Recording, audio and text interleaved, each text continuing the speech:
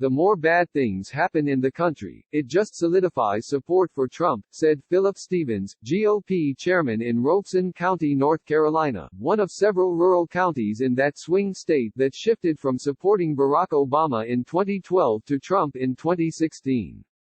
We're calling him Teflon Trump. Nothing's going to stick, because if anything, it's getting more exciting than it was in 2016. This year, Stephens said, we're thinking landslide. 5 months before the election, many state and county Republican Party chairs predict a close election. Yet from the eastern seaboard to the west coast and the battlegrounds in between, there is an overriding belief that, just as Trump defied political gravity 4 years ago, there's no reason he won't do it again. Andrew Hitt, the state party chairman in Wisconsin, said that during the height of public attention on the coronavirus, in late March and early April, internal polling suggested some sagging off where we wanted to be. But now, he said, things are coming right back where we want them. That focus on the economy and on reopening and bringing America back is resonating with people. In Ohio, Jane Timken, the state party chair, said she sees no evidence of support for Trump slipping. Jennifer Carnahan, the chairwoman of the Minnesota Republican Party, said the same. And Lawrence Tabbas, the chairman of the Pennsylvania Republican Party, went so far as to predict that Trump would not only carry his state, but beat Biden by more than 100,000 votes, more than twice the margin he mustered in 2016. Contrary to what may be portrayed in the media, there's still a high level of support out there, said Kyle Hupfer, chairman of the Indiana Republican Party. He described himself as way more optimistic than he was at this point in 2016. The Republican Party apparatus that Trump heads in 2020 is considerably different than the one that looked at him warily in 2016. At the state level, many chairs who were considered insufficiently committed to the president were ousted and replaced with loyalists. But their assessments would be easier to dismiss as spin if the perception of Trump's durability did not reach so far beyond GOP officialdom. When pollsters ask Americans who they think will win the election, not who they are voting for themselves, Trump performs relatively well. And if anything, Trump's field officers appear more bullish than Trump and some of his advisors.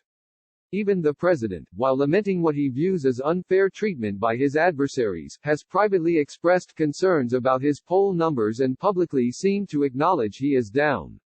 If I wasn't constantly harassed for 3 years by fake and illegal investigations, Russia, and the impeachment hoax, I'd be up by 25 points on Sleepy Joe and the Do-Nothing Democrats, he said on Twitter last week.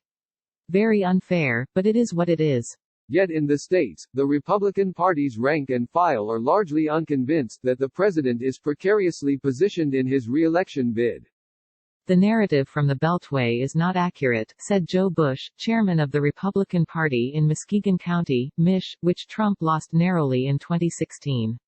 Here in the heartland, everybody is still very confident, more than ever. At the center of the disconnect between Trump loyalists' assessment of the state of the race and the one based on public opinion polls is a distrust of polling itself. Republicans see an industry that maliciously oversamples Democrats or undersamples the white, non-college educated voters who are most likely to support Trump. They say it is hard to know who likely voters are this far from the election. And like many Democrats, they suspect Trump supporters disproportionately hang up on pollsters, undercounting his level of support. Ted Lovedahl, chairman of the Republican Party in Minnesota's 8th congressional district, said he has friends who will tell pollsters just exactly the opposite of what they feel. When he asked one of them why, his friend told him, "I don't like some of their questions. It's none of their business what I do." Recalling that polls 4 years ago failed to predict the outcome, Jack Brill, acting chairman of the local Republican Party in Sarasota County, Florida, said, "I used to be an avid poll watcher until 2016.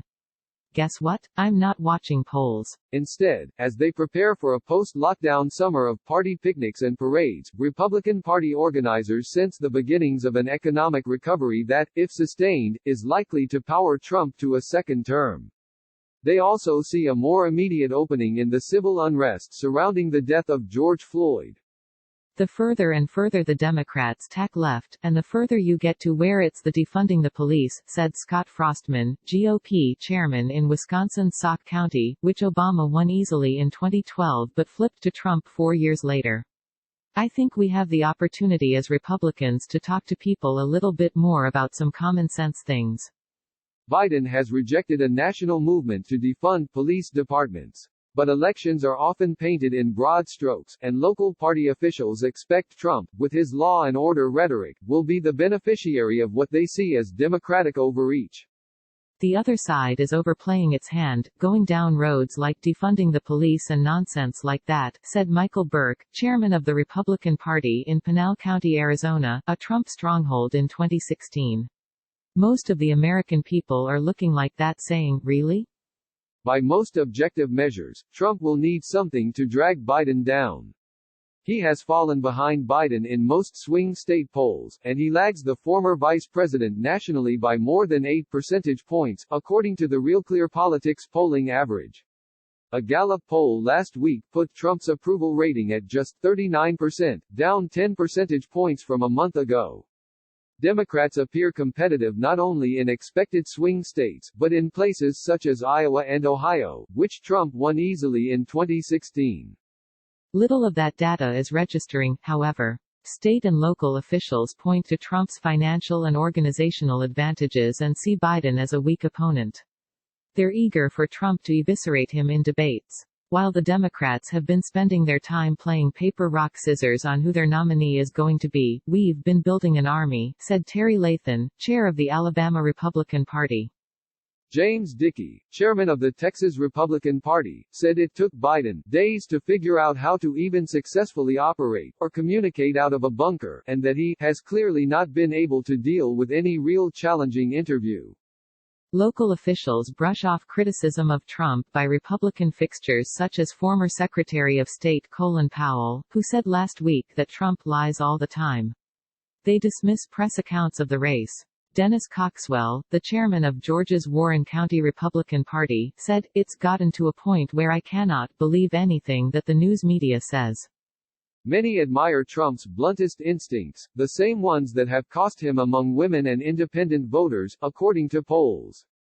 The left called George Bush all kinds of names and just savaged him all the time, and Bush never said a word, said Burke, who worked for Trump in the late 1980s and early 1990s overseeing his fleet of helicopters. It was frustrating for those of us on the right. Now a guy comes along, you attack him, you're getting it back double-barrel. And everybody's sitting around saying, yeah, that's right, give it to him. And most of all, they put their confidence in an expectation that the economy will improve by fall. Doyle Webb, chairman of the Arkansas Republican Party and general counsel to the Republican National Committee, said the only concern that he would have about Trump's re-election prospects is if the economy had another downturn. But I don't see that happening, Webb said. Instead, he predicted an improving job outlook and a return to the old Clinton mantra, "It's the economy, stupid." I think that people will be happy, Webb said, and Trump will be re-elected. It's a widely held view. In Pennsylvania last week, Beryl Salmon, the Republican Party chairman of the state's bellwether Erie County, measured enthusiasm for Trump by the large number of requests he has received for Trump yard signs.